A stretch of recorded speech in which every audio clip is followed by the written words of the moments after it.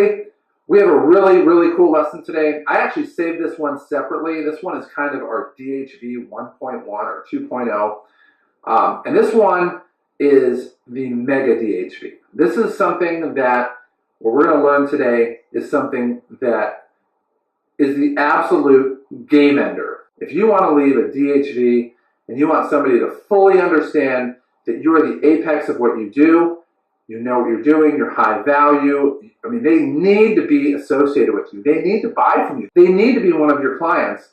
This one is absolutely awesome. And at the same time, this is an absolute physical and like in the moment test of your calibration and your congruency. Today we're going to talk about the art of the walkaway.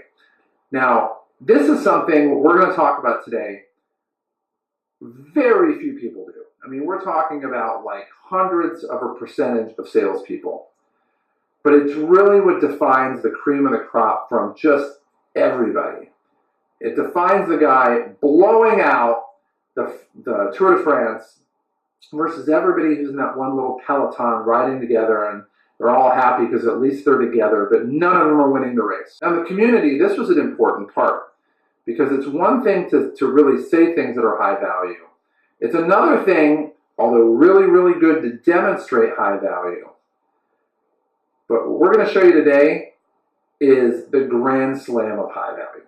So, as we do, we always talk about what I learned in the community, and we're going to talk about the lesson behind it, things you see every time. And for the women watching this video, you know it. I mean, this is like first grade stuff for you. You guys know this. You see it every day. You probably do it every day.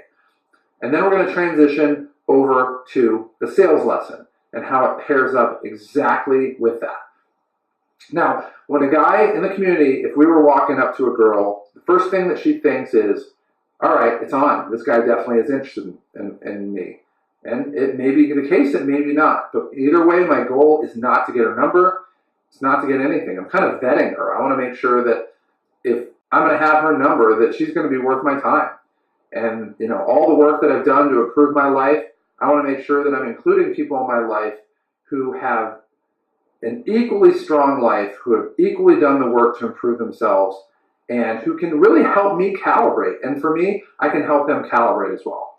So I come up to the girl, and immediately I'm just going to start talking to her, right? Her immediate preconception is, this guy is probably like everybody else.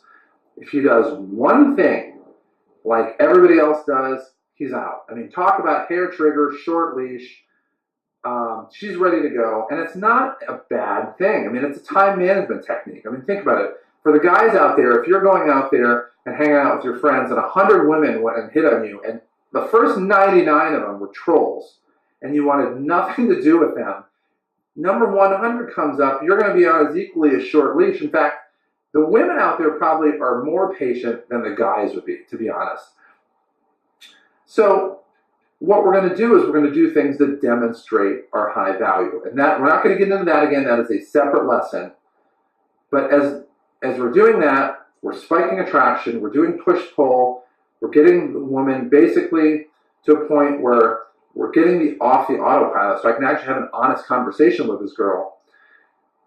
It gets to a point where she really has to make a decision at some point, you know, what's going on with this, and have to make a decision where are things at. And so we always do push-pull, but we always end, we did talk about this before, we always end on push.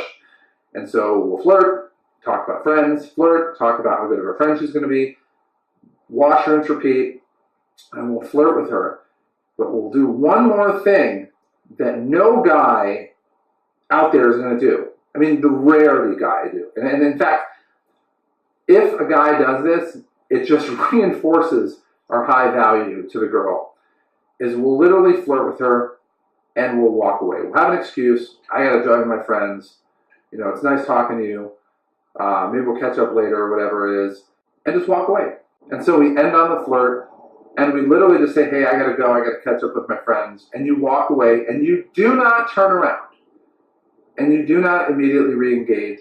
And at that point in time, she's like, wait a minute. This guy was really interesting, really high value. I'm pretty sure he was interested in me. Maybe I'm not doing something right. And what happens is at some point in time, she knows that I'm not coming back. And I'm the only person in that entire place that night that was that level of interesting or value. She's going to come back and talk to me. And it's great because it's, for me, it's like I want to be with people who want to be around me, and hopefully you do too. Now in sales, it's the same thing. And you have to understand that, like, we would be out with my friends and it never happened on the other guys. The first 99 never had the girl come back. But it was really cool knowing that it would happen that often, and that realistically most of my time would be vetting these really attractive, very smart, high-value girls and making sure that the people that are going to be in my life are going to be a good influence and make my life better. In sales, it's the same thing. If I go up to somebody and talk to them and they ask what I do and I let them know, hey, I work for this company, and they immediately go, oh no, it's a salesperson, they're immediately thinking, okay, it's on. This guy's going to try to want to get something from me. I do the exact same thing. I do the DLVs, I do the push-pull, spike attraction, and you get to a point where you've really demonstrated that you're a high-value person, you're not out for them, you're not trying to hunt them down, you are interested, you think they're pretty cool, you've validated them to a degree, but you've left with them the task of them having to show you that their value is at a place where it's an appropriate relationship where you can both calibrate off each other, that they're the type of client that you do want. And you've demonstrated enough that you think that's possible, but part of your behavior is showing them that you're not really sold on it yet. And so what you do, you don't hand them your business card, you don't tell them, hey, let's talk on Monday, you don't future project, you just walk away and say, hey, it's been great meeting you, I'll talk to you later. And they're expecting you to hand them a business card. And they're at that point thinking, man, I might want to do business with this guy. And you're not the one reaching out for a business card. That loop is left wide open. And the only way for them to close it is to hit you up before you leave and say, hey, I had a great time talking with you. I'd like to set up a meeting. Let's go talk about this on whatever day, Monday or Thursday or what have you. And then you get to sit here and vet it out. And even when I was in the call center, it was the same thing. I would tell them where I'm from. I would initiate DHVs, do the spiking attraction, the push-pull, leave on the push. And at that point in time, they would always come back. And even if it was a point in time where I expected them to get the agreement in by a certain time and they didn't, I told them Kalani's going to get it, and that's in another lesson. As soon as Kalani called them up, because she would, they would immediately call me back and want them to get into my good graces again.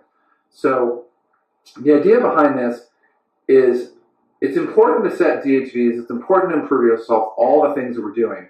But when you're willing to walk away from somebody who presumably in their mind was, this is going to go somewhere, it tells them that they need to be more proactive in developing the relationship, whether it's a romantic thing where you first met or it's a sales relationship. The people who are really going to be your best clients are going to react and basically re-engage the conversation. The people that are soul suckers and that you really are going to regret signing up, they probably won't, because they're going to be intimidated by you a little bit. And that's okay. You want to get the people who are high quality clients, the ones that are low maintenance, the ones that refer a ton of people and make your life lucrative and easy. And it starts with the ability and the willingness to walk away, but within a formulaic content.